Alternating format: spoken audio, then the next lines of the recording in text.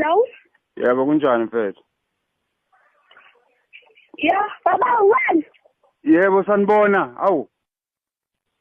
Ya baba. Awunika uma wakho ucingo man. Hey. Kahlanga yebo. Ya kunjani? Ngiyaphila. Ya mfethu. Yazi mabule angina airtime la. Ngiphethwe ikhanda nje phela ngiyasho ngiyaphila kodwa lo ngasho lutho. Okay. Ngiyafa ikhanda. All right. Ngicela ningisize mfethu la naku nginenkinga yabo. Uyezwa? Ngilalele phela khuluma ngiphethwe ikhanda.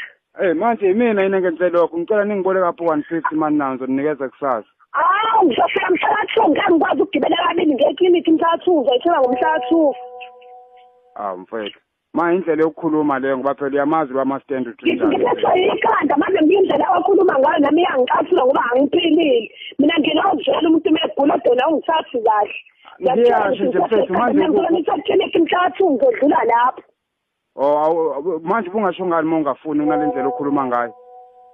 Ngiphethwe ikhanda lena ngane iyangidonsa ngala. Shiya indaba yengane ikhahlela lengane isuke eduze kwakho nganthi lento engiyisho ibalulekile mfethu lokungitshela ngengane.